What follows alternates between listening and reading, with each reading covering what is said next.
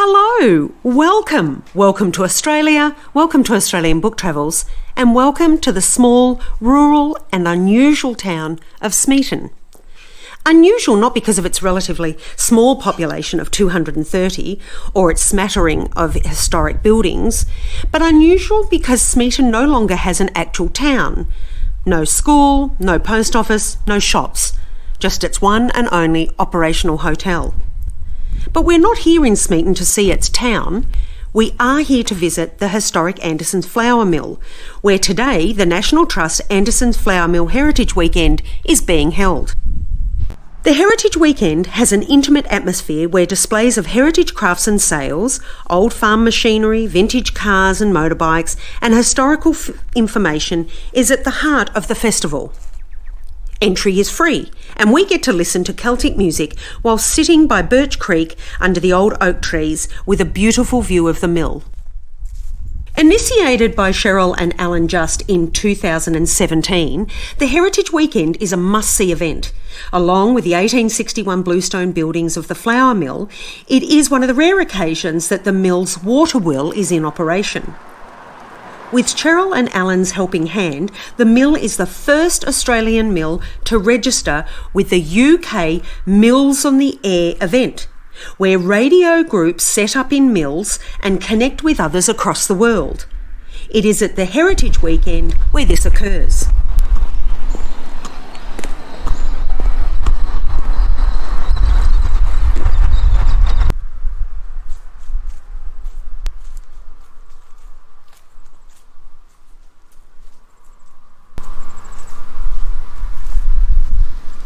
Now managed by Parks Victoria, a state government authority, the 5-level bluestone mill sits between two creeks in a small, picturesque valley of Smeaton.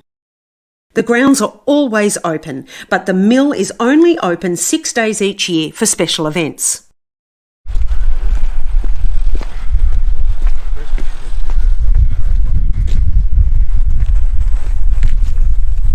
In 1851, Scottish-born brothers John, James and William Anderson took advantage of an assisted passage scheme sponsored by South Australian wool growers. Within a year of their arrival, the brothers headed to Victoria to seek fortune on the goldfields. Younger brothers David, Robert and Thomas followed, setting sail and arriving in Australia in 1854. By 1862, the Anderson brothers built and operated the Smeaton Mill with money generated from the Victorian goldfields in order to meet high demands for food in the surrounding growing goldfields. Anderson's Mill became one of the major industrial and commercial businesses in rural Victoria. By 1866, John Anderson, with his wife Isabella, built a home beside the mill, on the property. The home still stands today and can be seen in this video. In 1895, John Anderson died. The mill had been losing business over the preceding years, with profits at its peak of £55,000 to £803 at the time of John Anderson's death. The ownership of the mill was then transferred to John's niece and nephew, David and Lilius, both children of John's younger, now deceased brother David, both in their 20s at the time of acquisition. David and Lilius attempted to revive business at the mill, which was only slightly successful, at best making a profit of only a few £100 a year.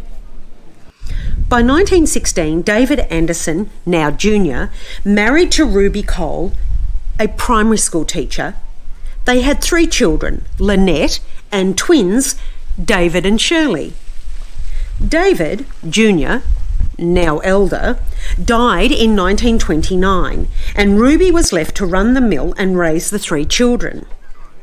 In 1944, the mill closed for the first time.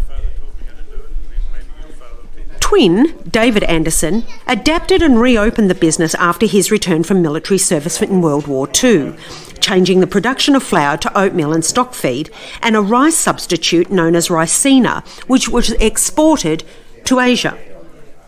However, the mill once again began to be a non-viable business and finally closed in 1957, after which David left Smeaton to live in Melbourne.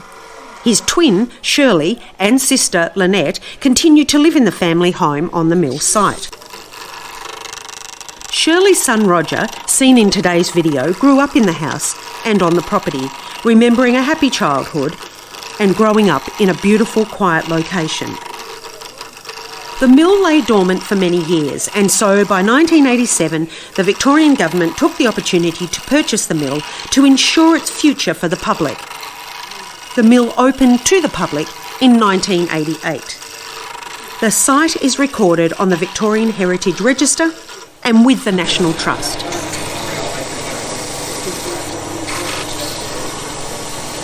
Only friction burning.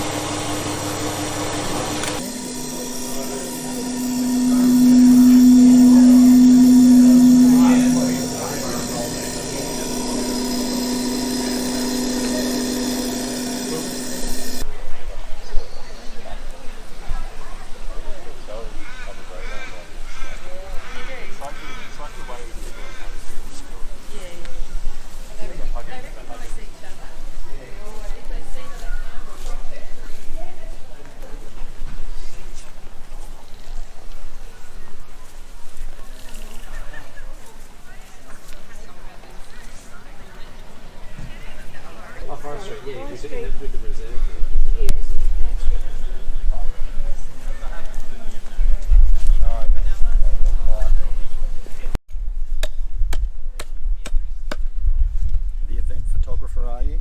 No.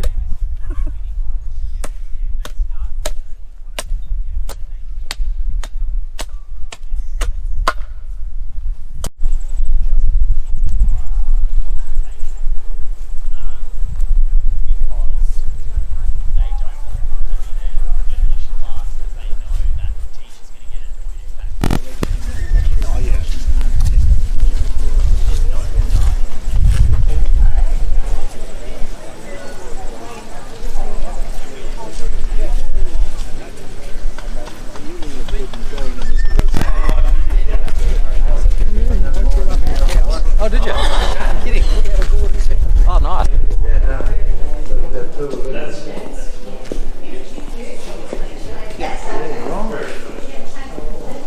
So my nana, I remember bringing me to the mill, taking me to the mill house.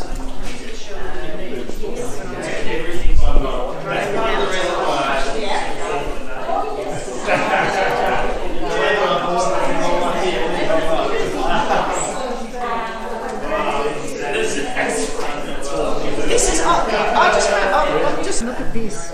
I still remember that garden. I can still I think there's a lot of they're trying. Part of this weekend is to try and get this something interesting.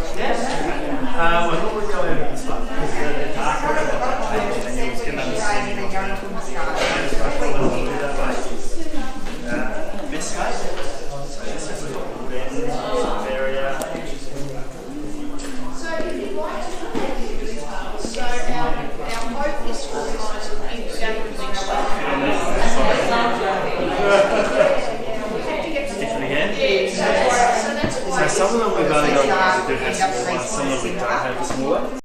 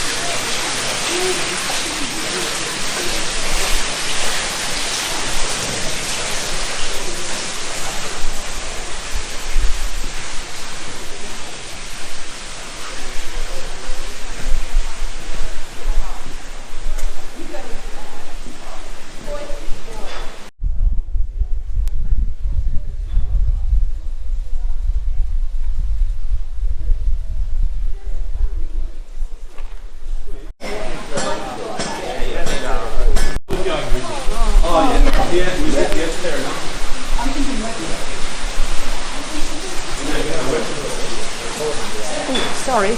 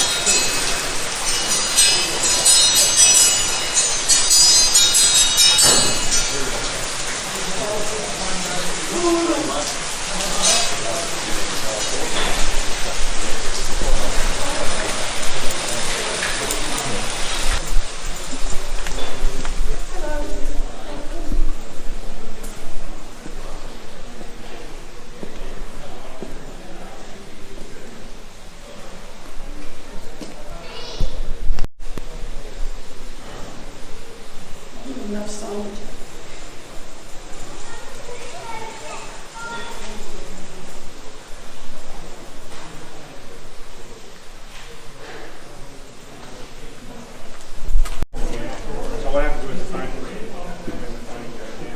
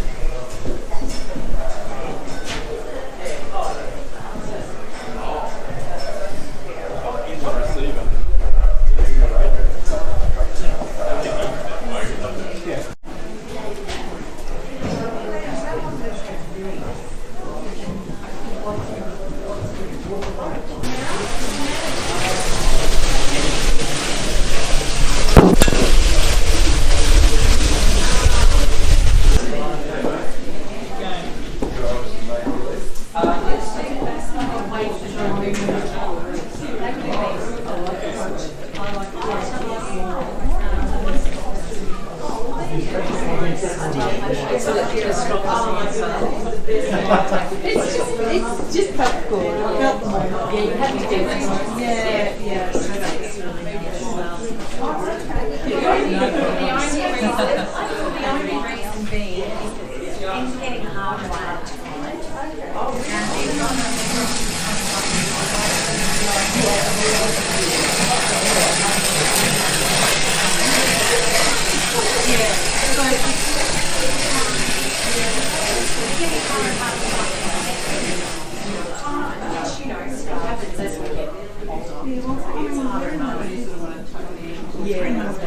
drawers and something with my name on them. Oh, beautiful.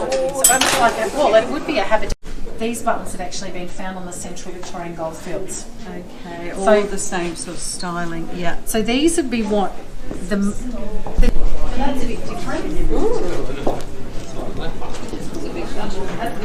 know what this button's made from? Well, yeah, it is off a plant. You're right. It's from a vest. So I like Janine's, and so they've been hand cranked on a 120-year-old. That was way of regular soccer sheet.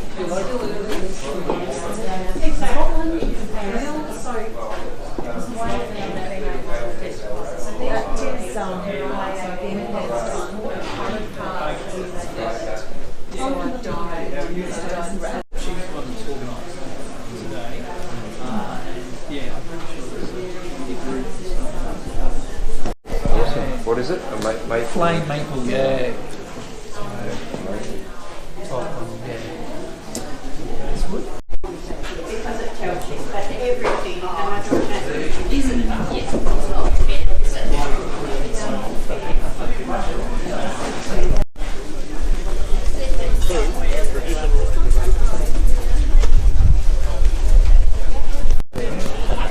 My grandfather was an amateur radio operator about 1920 or so when they just blazed away on AM on broadcast frequencies. Dad used to do some things.